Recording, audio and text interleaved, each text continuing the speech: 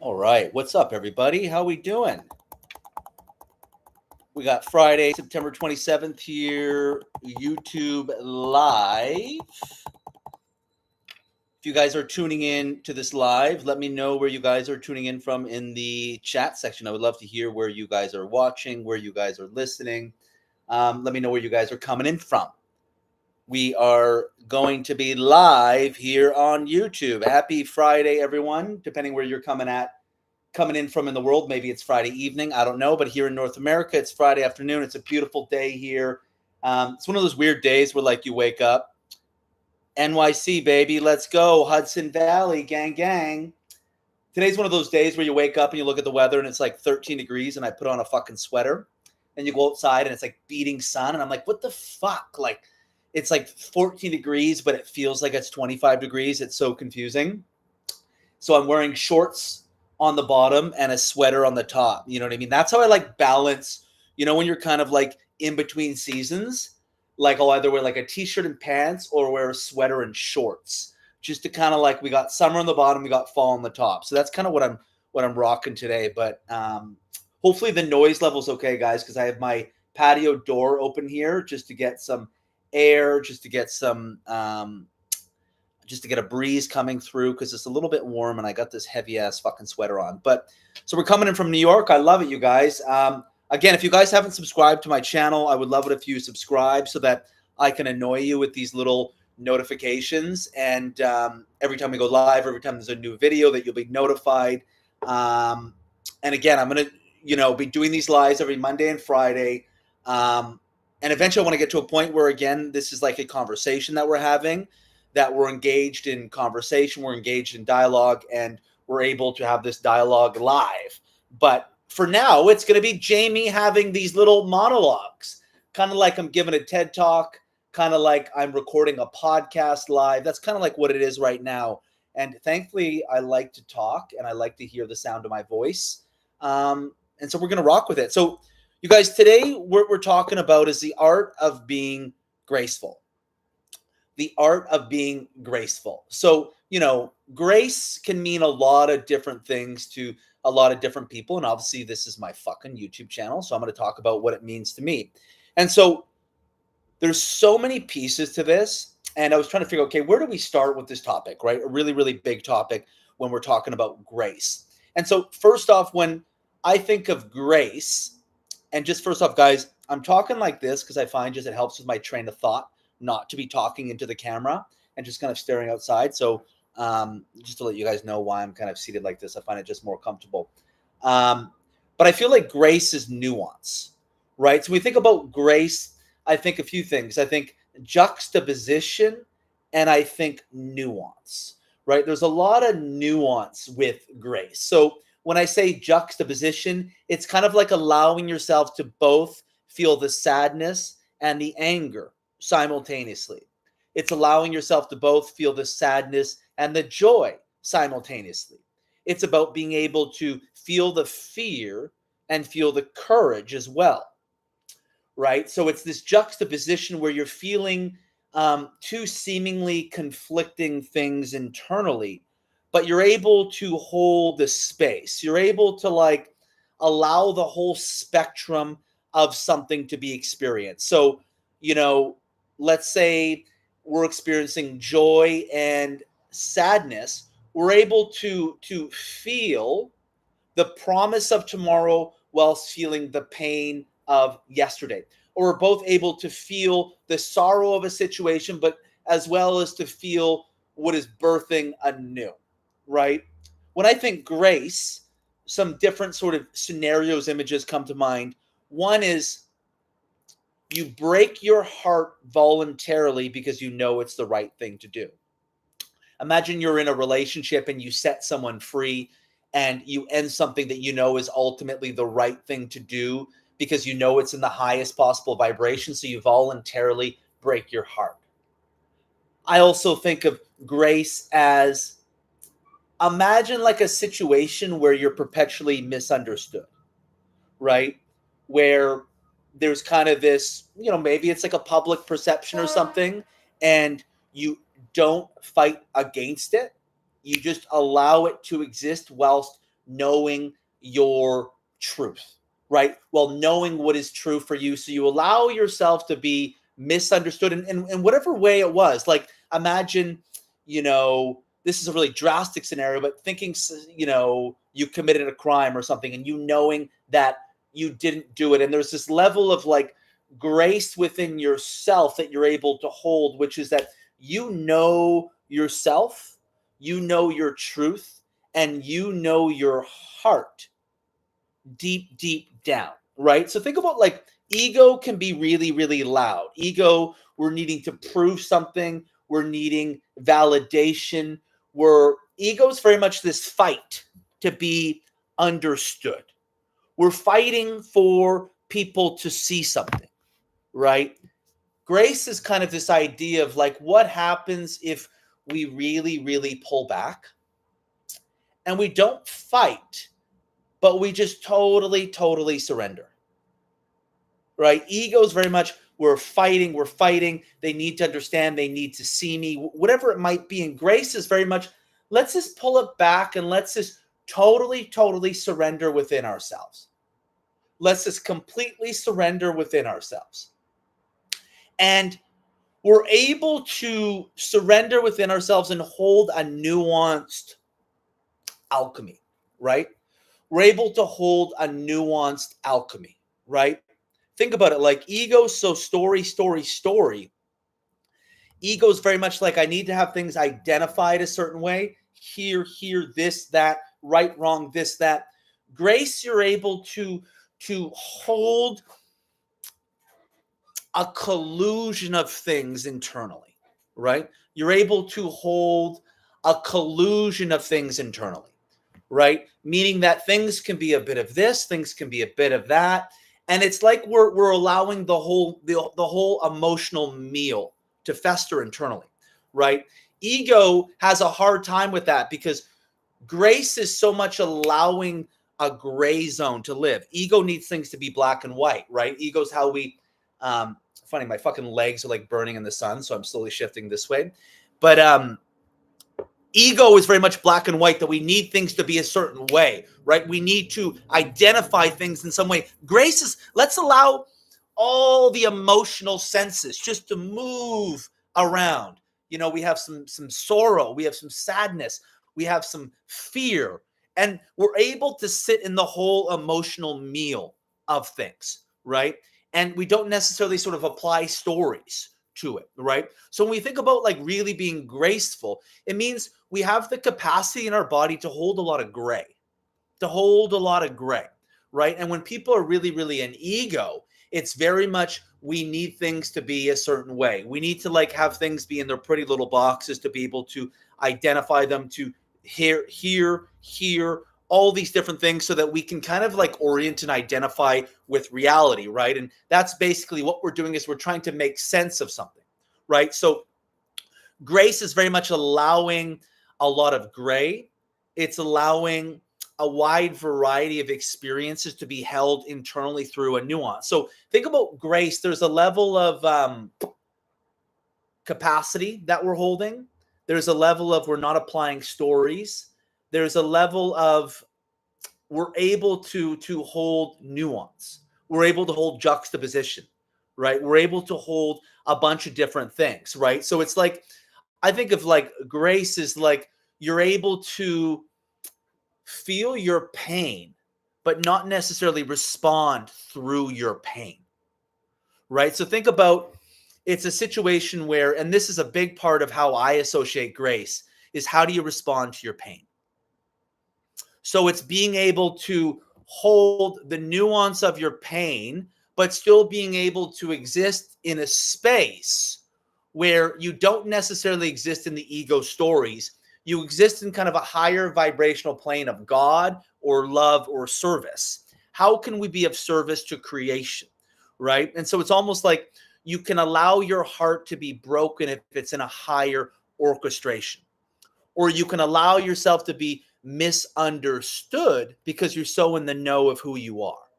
And so you can allow the full emotional meal and variety to live within you. And so much of grace is being able to hold your pain and still being able to operate within a foundational integrity of neutrality, right? So I think a big piece with grace is you're able to hold a space of neutrality, right? And I think I talked about this in one of my Instagram posts where the inverse of the opposite of unworthiness is not worthiness, but neutrality. So what that means is that when you come up to your pain, or when you come up to places where you feel unworthy, you're really able to hold, where am I projecting, and where am I essentially self-inflating or self-destructing through this unworthiness. And you're able to hold enough neutrality to be able to, again, hold the whole emotional meal, the whole emotional sort of spectrum in the space. And you don't have to kind of go to the ego stories. So you're able to experience a challenging situation and be like, how do I operate as the highest version of love in this moment? How do I operate as the highest integrity? How do I allow God to live through me in this moment? Right? How do I allow the highest integrity of source and God to live through me? So much of that is being able to have our wounds, our unworthiness, our hurt in our life pressed on. We're allowed to have it pressed on, but we don't respond through it, right? So we can allow the experience to live within us, and we can validate our experience, our pain, our hurt, but we're still able to be, how can I utilize this for a greater creation? How can I use this for a greater orchestration, right? Without having to be malicious, without having to be vindictive, without having to be inflammatory, without having to be hurtful. And so oftentimes, you guys, so much of the art of being graceful is coming back to a space of personal ownership and accountability, right? And so, but here's the caveat to that.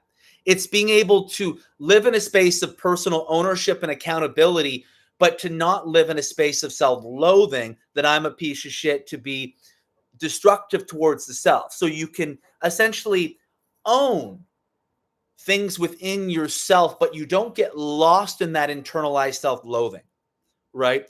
You're able to feel the pain of the little boy, the little girl, but you can also gently and tenderly hold that experience without having it spiral you, sabotage you, allow you to get off course where you become so intrinsically connected to that material that you spiral and you go into a shame spiral and sabotage. And so you can identify with it. You can take the personal accountability and ownership of what's going on, but you don't get lost in it, right? And so essentially you're able to sit with deep, deep hurt in your life, deep, deep pain, and you don't project, but you also don't get lost in your woundedness, right? So you guys understand, even as I'm talking here, you see, it's, when I think of grace, it's kind of like we're doing ballet. When I really think of grace, I think of emotional and energetic ballet. It's nuance, it's juxtaposition. It's we're holding a wide variety of experiences simultaneously, right? And when we're doing that, we're really in a space of God, the unknown, a gray zone, a place that's more essence-based rather than ego. Because you're saying, you're holding your woundedness, you're holding your pain. You're able to see, maybe you're out of integrity certain ways, maybe you're able to see how your wounding has led to certain situations, and you can take accountability, but you don't self-destruct in that. You can hold it. You're like, I see this part of myself here. Then you see other people here, how other people's stuff contributes to a situation. And you can hold a wide variety of experiences simultaneously, which is, if you think about the art, the art of relationships, it really is the art of grace. It's understanding there's their stuff, there's your stuff, and there's a middle. So to be exceptional relationally is so much, we're having to do ballet, right? We're having to communicate our truth in a way that is not inflaming their system. How can I communicate my truth while taking into account the current capacity of their nervous system, right? So you see the juxtaposition here. That's grace. Graceful communication is communicating your truth to someone, having ownership of the hurt that you're feeling, but you're also taking into account what do they have the capacity to hold, maybe even right now, present day, today, in this moment, what do they have the capacity to hold? And how can I actually communicate my truth without overstepping into their space to create an environment of inflammation, to create an environment of we're trying to hurt or prod or projection. And so you're holding so much juxtaposition, right? You're holding so much fucking nuance. You're like, how can I validate myself and communicate it while the communication is creating a bridge rather than a ditch? How can I create a bridge rather than a ditch, right? And so we think of like communication that's not graceful. It's spewing, it's impulsive, it's reactionary. It's responding from a wound rather than including our wound in the communication. So grace is juxtaposition and nuance.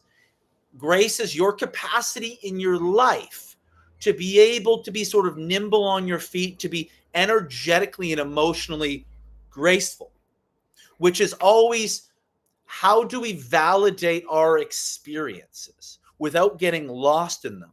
And how do we create an environment that includes an invitation rather than a wall, right? So it's opening up into a space. Yeah, let's have dialogue. Let's have conversation. Let's talk about this. And so the really, really big thing about grace is, how do we respond to our pain? It's probably one of the biggest things when it comes to our capacity to work with our hurt, our capacity to work with our shame, our capacity to work with our woundedness. We're all flawed, wounded individuals. No matter how evolved, no matter how great of a teacher we are, we're all wounded. But what happens is the power of creation in our life is going to be, how do we work with our woundedness? How do we move into a space of constant creation of healing? How do we move into a space of constant creation of healing?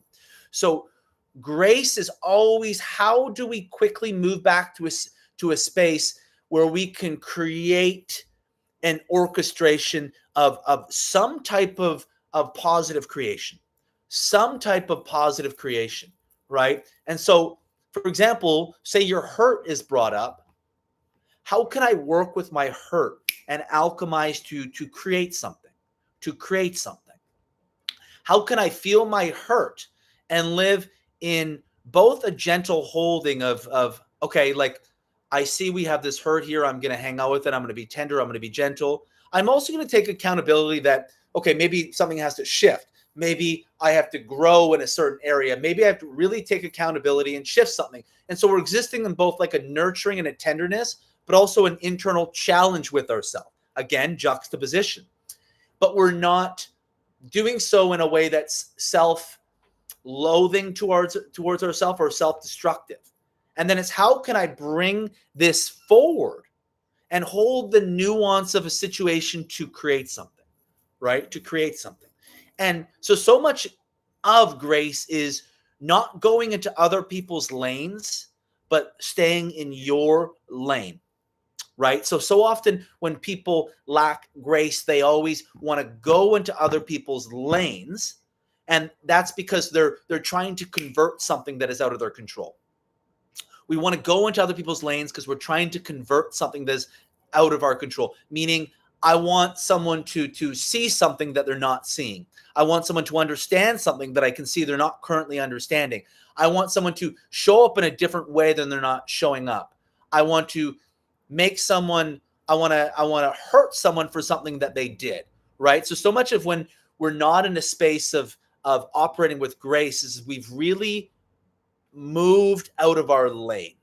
We've really moved out of our lane, right? And when we've really, really moved out of our lane, it doesn't feel good. It doesn't feel good, right? It doesn't feel good because we can feel that we've vacated, maybe we've abandoned our own accountability and responsibility, but we've moved into a space of leaking into projection, of leaking into like a very cutting energy. Cutting, we're inflaming, we're inflating, we're trying to hurt, we're out of our lane. And grace is our capacity to stay in our lane, to constantly create, right? So it's very much moving out of victim consciousness and into like a creation consciousness. This is why when I think of people who live really gracefully, you know, they get the cancer diagnosis, and sure, maybe at first there's anger. Fuck you, God, motherfucker, bitch. Why'd you give me this cancer? You know, I've been doing all these things for my health and you give me cancer. But then we quickly shift into, and guys, here's the big thing about grace. If you think about operating the art of grace is, so something happens to us, the world's happening to us, victim consciousness wants to leak in, we want to move out of our lane, why? But then we can quickly find a point of surrender, right? You quickly find a point of surrender. So moving back to grace is not about fighting, but it's about giving up the fight in order to create. It's about giving up the fight in order to create. So you get the cancer diagnosis, why? You can drop into a space of, how can I create a story out of what's happening? How can I allow this to alchemize and construct a greater, more prosperous story for myself? How can I use this? How can I use this as alchemy? How can I use this as soul grist?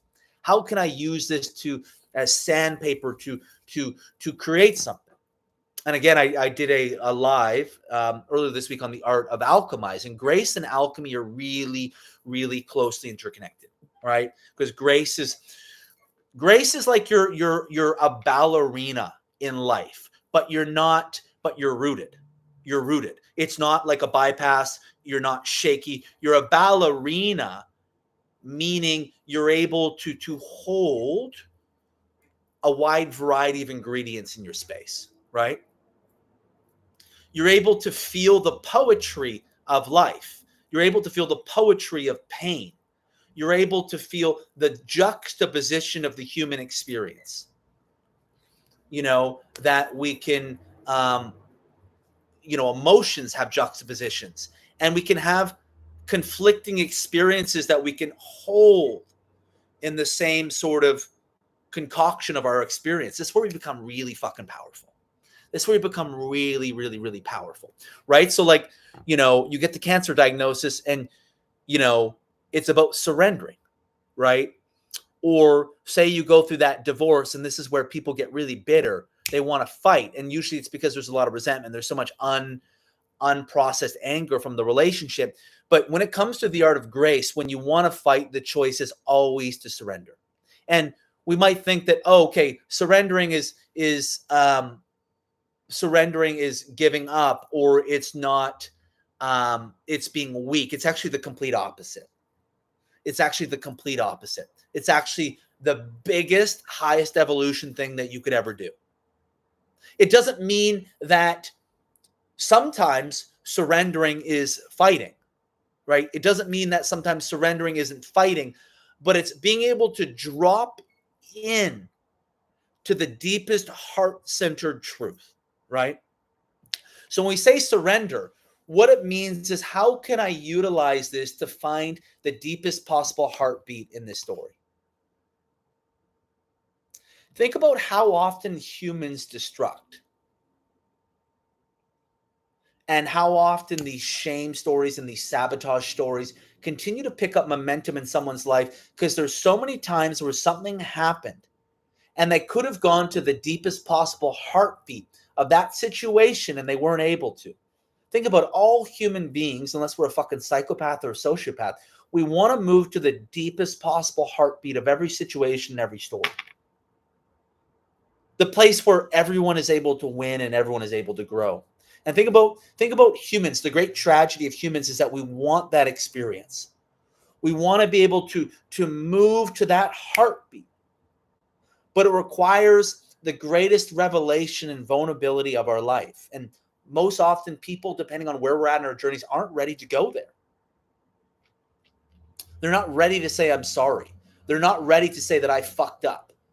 They're not ready to move into a space of let's hold the grace in this situation so that everyone is able to move into a higher evolution and vibration. Think about how many missed opportunities human beings have in those situations. Think about how often relationally people shame and they sabotage. And what unfortunately happens, this is what creates generational trauma. This is what creates wounding that persists and persists. This is what creates wounds that grow over and have weeds and different pain that begins to build and compound, creates deeper resentment, creates deeper anger at the world, creates deeper fear, deeper scarcity. There's so many missed opportunities to heal. And the word is grace. The word is grace. How can we show up in this moment and be as graceful as possible? So much of grace, you guys, the truth is, what type of relationship do you have with your shadow? What type of relationship do you have with your wounding, with your pain? How do you respond to that experience internally? Right? And the two pieces again are, how do you validate it but not get lost in it? How do you validate it but not get lost in it? How do you challenge yourself and hold yourself? Again, nuance and juxtaposition. It's doing ballet.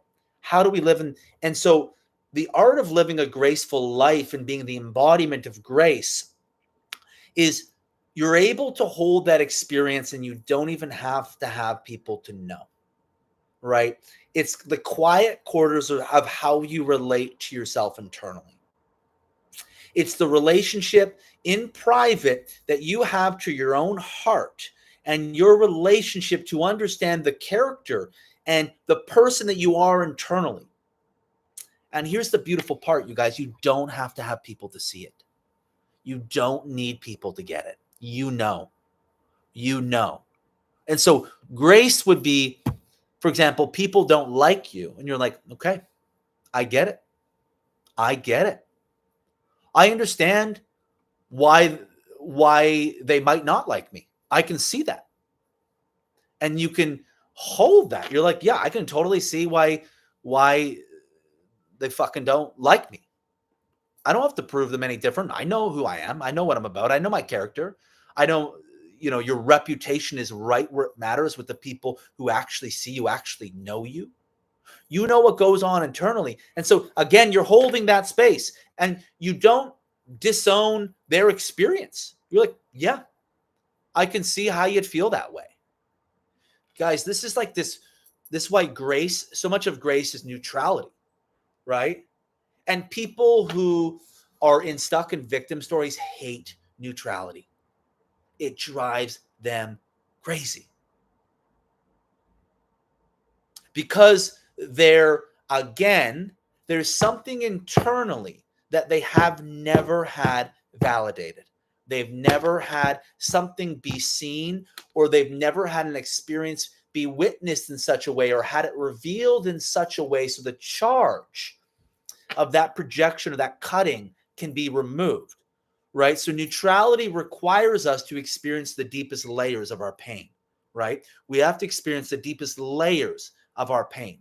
When you experience the deepest layers of your pain, then you don't have to fight as much for validation. I need to prove to you something. You don't need that. You see it or you don't. You get it or you don't. That's okay. That's grace.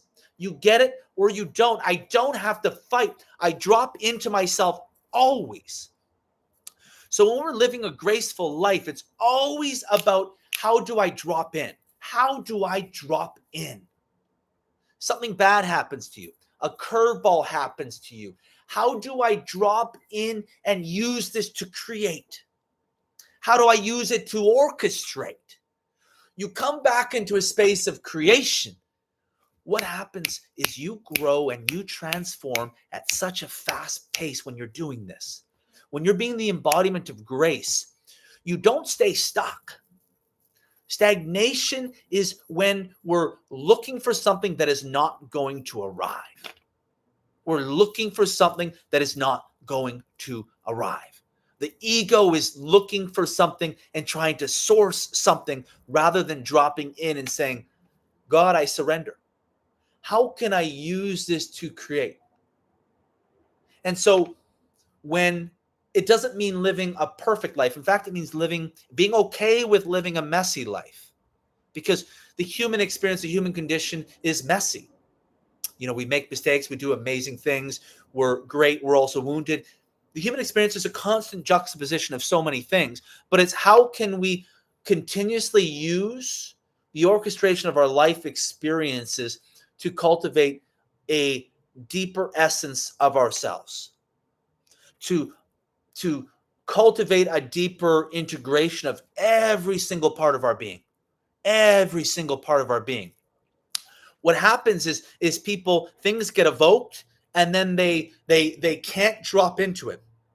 They can't surrender. They can't meet the hurt and the pain, and so they have to fight. They have to fight or seek things outside of themselves, and this creates bitterness. It creates resentment. It creates depression. It creates shame that we're never able to access the emotions underneath. It creates sabotage. It creates trauma spirals. It creates all this sort of shit. And this is where people get stuck and lost in time and translation. But when you always are like, okay, how can I drop into this? How can I use this? Right? How can I use this to more deeply meet myself? How can I use this to more deeply hold myself and challenge myself? Right? How can I use this to move deeper into my heart, deeper into my soul? How can I be in my anger, but not destruct from that place of anger and actually use it for a greater construction for myself and the people who need to be impacted by me or need to come into my orbit, or to people who are needing to know what my truth is. So we're always looking to create from this place. How can I create? It's where you jump timelines so fucking fast. That's where something happens to you, and all of a sudden, 2 weeks later, you've already integrated that fucking thing. And it's not a bypass. It's because you said, okay, I see it. I'm receptive. I'm receptive to it, right? I'm receptive to it. But what happens, you guys, when we're really, really not receptive, it's because the ego is fighting against something. The ego has a certain story that it's holding on to. And I talk a lot about how, and this is why worthiness and unworthiness is so important in grace, because if we feel so deeply unworthy, we have a hard time being graceful, right? So being able to really feel and integrate your pain is so important to the art of living gracefully.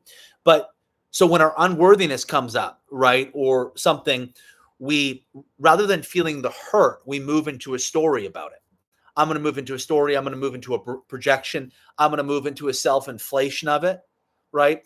I'm going to do something like that because contacting that pain hurt is too much. And what that essentially does is it creates a gridlock where an emotional experience doesn't get integrated. And when that emotional experience doesn't get integrated, it creates trauma, right? When that emotional experience doesn't get integrated, it creates trauma, which is trauma is really stuck energy and it's stuck emotion. It's emotion that it's an emotion or experience that we don't have the capacity to integrate given the current capacity of the system, right? And this is why really being able to process our shadow, our unworthiness, our pain, hurt, and trauma is so important for living gracefully, because living gracefully is about the constant space of alchemy, the constant space of transmuting and holding a space of neutrality and being able to hold a wide range of experiences, right? Being able to hold a wide range of experiences. So it's so much about capacity. And so when our system begins to reorient to God, to the divine, which again, we have a big rupture in our life, things are shattered, the ego is a little wobbly, we're ego death, what the fuck is happening, what do I do? Things are I don't know what's what anymore. Things are kind of rattled, the volcano is erupting, and now our system is being shaken up, right? And what that shakeup is trying to do is to put us in a space of constant alchemy and learning the art of graceful living, which the art of graceful living, again, is how can I move back into creation? How can I move back into creation? And what that really means, you guys, in any given situation is how can I get back to my lane? How can I get back to myself? Think about grace in a breakup is I'm not going to concern myself with anything about them. I'm not going to talk any bad things about them. I'm not going to, if I speak about them, I'm only going to speak with grace and gratitude for what they brought to me. And I'm going to come back to my lane.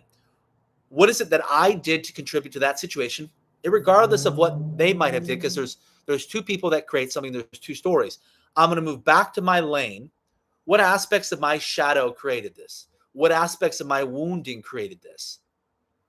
How can I move into a greater acceptance and challenge of myself internally to grow from this situation so that I don't create the same dynamic, so that I can be better from this situation? This is why relationally, for example, people create the same aspects relationally because they can't contact that. They're not able to sit in it, right? If it comes up, they look for another relationship, or we stay angry. And oftentimes when we stay angry, it means we haven't contacted the pain underneath, and the anger is less invasive. The anger, while important to experience, if we get stuck there, it usually means that we're stuck in an externalized projection.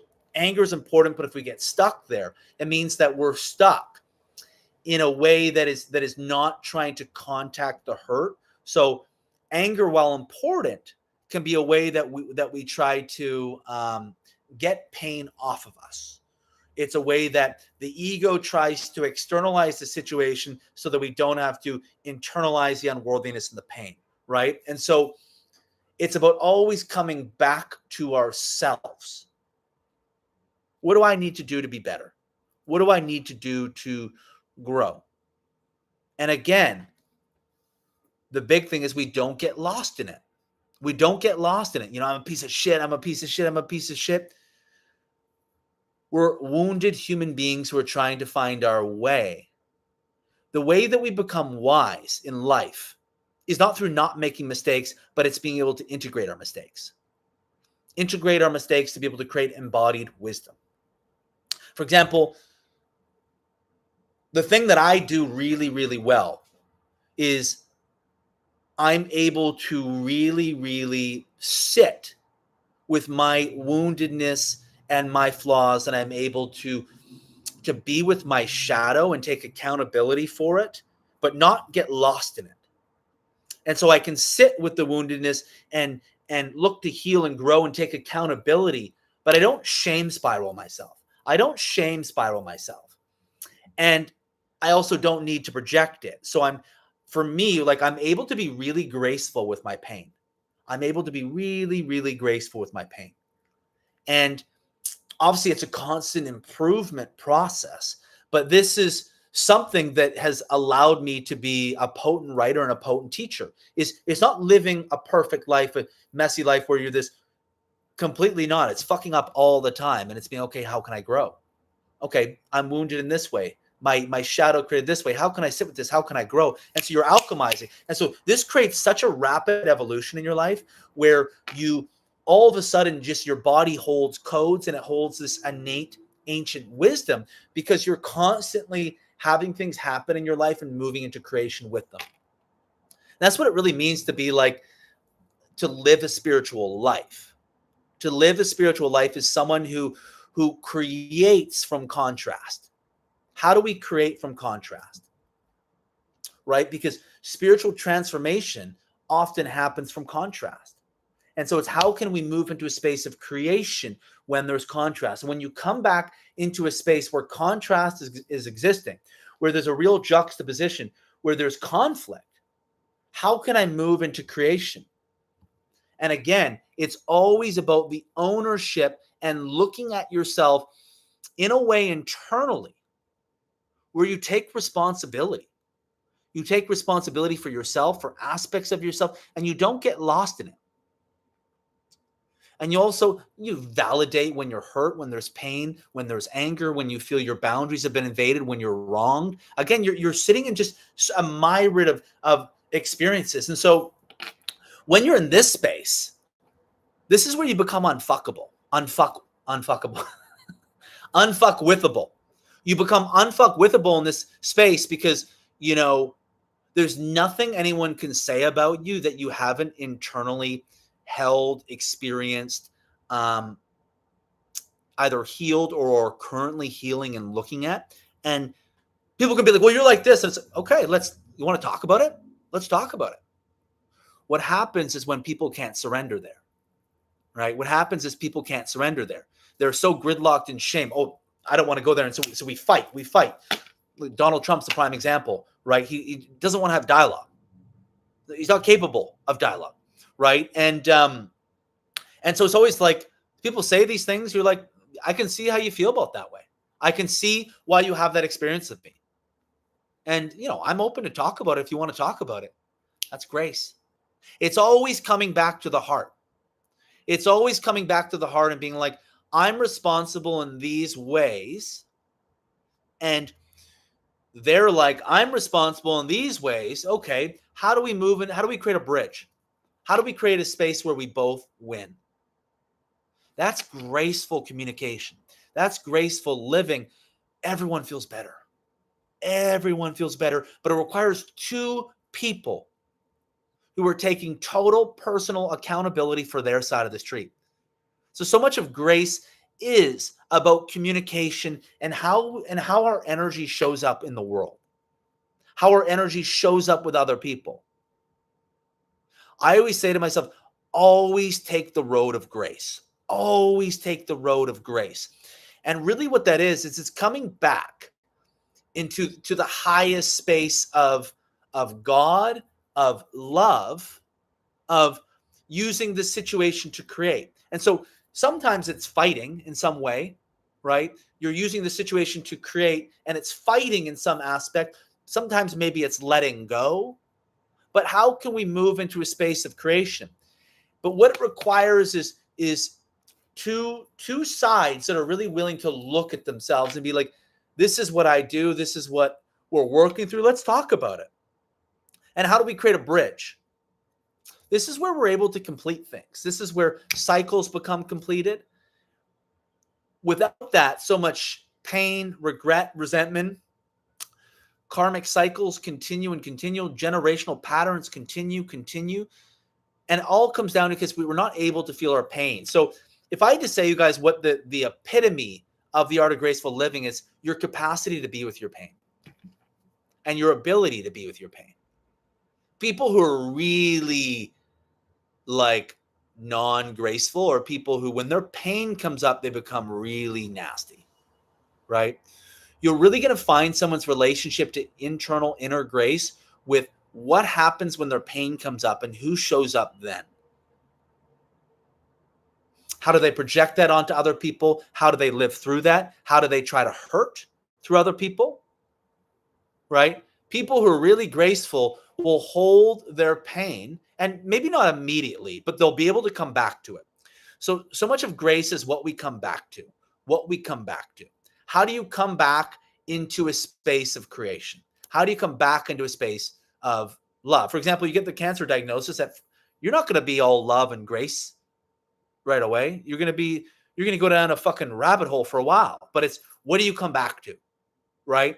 But the thing is that the more capacity we build to be with our pain, the faster and quicker we come back to grace. The faster and quicker we come back to love. The faster and quicker we come back to God. Maybe we get knocked out, maybe we get derailed, but we can come back really, really quickly. Then what happens is we don't create so much destruction in our life. Think about, it's the thing that people regret the most is their pain was brought up, how they operated and acted through that pain.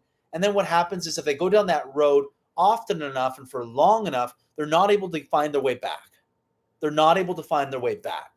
And this is where people live lives of regret. This is where people destruct relationships that didn't necessarily have to be destructed because they weren't able to come back to grace. Their pride or their shame or their own inner projection, inability to be with their hurt, their inability to look at their shadow and take responsibility And then they go so far off the path, they can't find their way back. And then we regret so much shit when that happens. And so the more that we build the capacity to be with our pain, the faster that we're able to come back into this space of creation and grace. And that's where we feel so much better about our life. We feel so much better about our relationships. We feel so much better about ourselves internally and our own sort of self-image of who we are and how we show up in the world. And when you know that you're showing up in grace, it doesn't really matter what people feel about you. And again, it's not about being perfect, but it's about being able to constantly move back into a space of healing, of self-accountability, responsibility, and internal love and internal creation with yourself. And when you know that you're doing that and you feel really confident in how you're showing up and how you come back to that space, it doesn't really matter what's going on out there. It doesn't really matter. And you can be to other people, it's like, yeah, I get how you feel that way. And if you want to talk about it, yeah, let's talk about it. But when we're not showing up like that, we don't want to talk about it. We want to avoid it. We want to, because we haven't surrendered, right? We're fighting. We're protecting in some way. We haven't been able to surrender, right? And this is where people become really compartmentalized. This is where people become really, really unsafe. This is where people are like, well, I can tell there's a lot of other shit going on that you're not really bringing or revealing to the surface, you know? And when you can surrender and drop into it, you don't have to run. When you learn the art of alchemy and grace, you don't have to run. You can hold exposure in situations because of the internal relationship that's been cultivated with yourself and your capacity to be with your side of the street, that you can constantly create. Okay, this happened. I'm going to be with what's arising, and I'm going to move back into a space of creation. And then you can hold other people's experiences too. You can hold other people's experiences too. You can hold your anger and your sadness. You can say goodbye to something while being able to also welcome something new. You can be with juxtaposition. You can be with contrast. You can be with the gray. Your ego doesn't have to have things perfectly slotted and identified in such a way to create this order. So it's a level of grace, is being able to be in the unknown, be in the gray, and being able to be in the messiness, and understanding the messiness is actually the cultivation of vulnerability, right? Perfection is the absence of vulnerability. Perfection is the absence of allowing the vulnerability underneath. When we allow things to have contrast and have messiness and have imperfections and have flaws, we're allowing for a greater revelation of the human vulnerability from underneath to come forward. And that is where grace comes from. And we can be with a lot of different things at the same time. Most importantly, we can be with our pain. And when our pain comes, we don't fight against it. We drop into it. When your pain arises, who do you become? When difficult things come up in your life, who do you become? When you start to feel uncomfortable things internally, who shows up? When you start to feel that unworthiness, that pain, that hurt, who do you become? In those moments are the moments that are going to define us. Those moments are going to define the course of our life. In those moments when that pain comes, who shows up? Who takes the steering wheel? It's the difference between a life of regret and a life of creating everything you've ever wanted. It's when difficult internal emotions and feelings are brought up. And how can you be with your pain and be in a higher creation of love for the whole situation involved? How do we come back to that space? Because again, we're not going to be perfect. No human being is going to be fucking perfect in that. Of course not. What are we, fucking AI robots? Of course not. But it's about how quickly do we come back to it. And again, our capacity to come back to that space will be proportional to how much of our pain and trauma we've been able to sit with and integrate. This is why, the whole saying hurt people.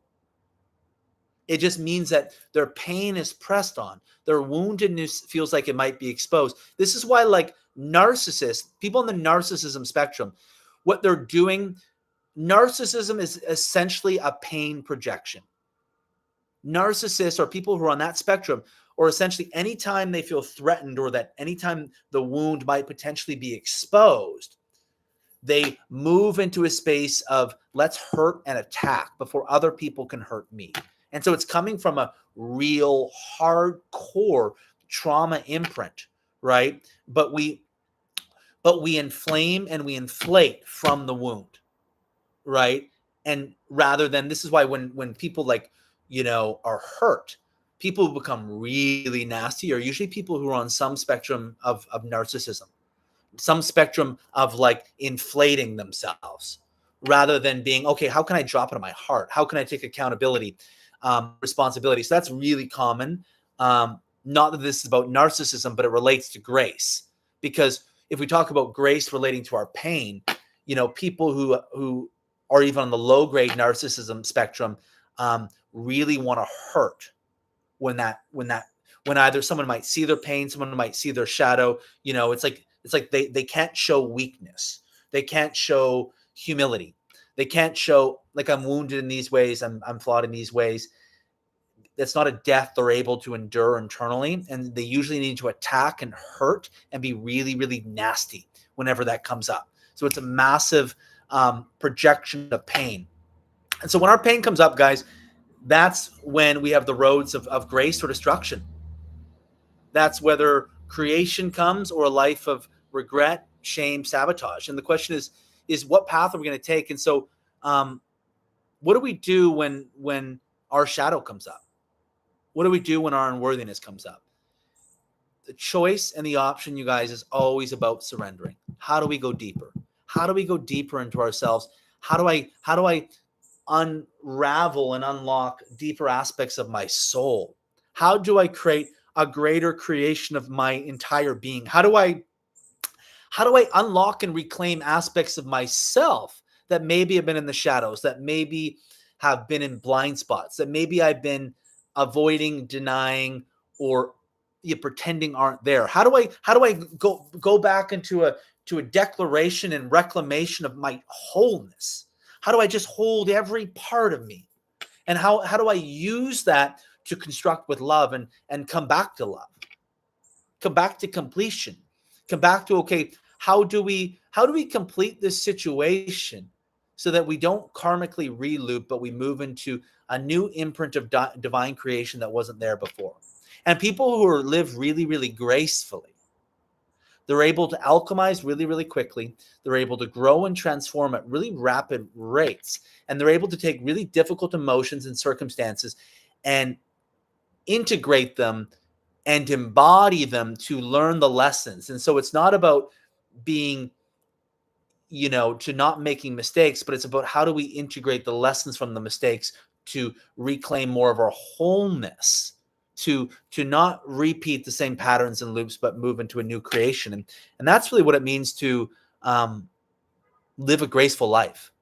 It's our relationship to our shadow and your capacity to be with your shadow, to be with your unworthiness, to be with your woundedness. And when you're constantly dropping in and surrendering, you become unfuckwithable, and you don't have to run. You can always allow yourself to be exposed, because you're like, yeah, like, that's true. I see how you feel that. Let's talk about it. Then all of a sudden, people who don't live gracefully, they don't have a fight anymore, right? Because non-graceful people, they want to fight. They want to fight. Their ego wants to fight because they're trying to externalize some sense of approval, validation, or getting something they've never been able to source internally. And the way you source it internally is surrendering to your pain and removing the charges where the ego needs to live in that place of trying to externalize through this fight of, I need to be understood. I need to be understood. And when you're able to drop in and surrender always, you don't have to fight to be seen. You don't have to fight for approval. You don't have to fight for understanding. You're okay with people not liking you, not getting you. You're like, yeah, all right, all good. I see why you feel that way. And I know who I am, and that's fine. And you don't need to see it. Maybe you're not supposed to see it. And so with grace, you know where to fight and when not to fight. You're able to live in the alchemy, and you're like this like energetic, emotional ballerina. You're like this alchemical ballerina when you're really living gracefully. And it's always about coming back to God, coming back to creation, coming back to love, coming back to wholeness. So 55 minutes, I think I'm going to leave it there, guys. The art of graceful, the art of living gracefully, the art of graceful living, however you want to call that. I hope you guys connected with some of this. This is like a really, grace is a word I really, really, really love. And I definitely think it's something I'm able to come back to really, really quickly, even if I get off course. And it's something I'm proud of within myself, of how I've been able to cultivate. And a lot of that is just being able to like be with so much of my shit and have so much experience of just so much internal and inner work. But it's a constant evolution and process. And yeah, I would love it if you guys, if you related to this video, to give this video a like. If there's someone you think might benefit from it or resonate with something, to send it over to them. Subscribe to my channel if you haven't already. We're going to be rolling these YouTube lives every Monday and Friday, 12 p.m. Pacific Standard Time. And they'll roll anywhere from 40 minutes to an hour. And yeah, I think that's it for me, guys. Much love to everyone. I hope everyone has a fantastic weekend. And thank you so much for watching this video. And we'll see you guys, or some of you, on Monday for the next one.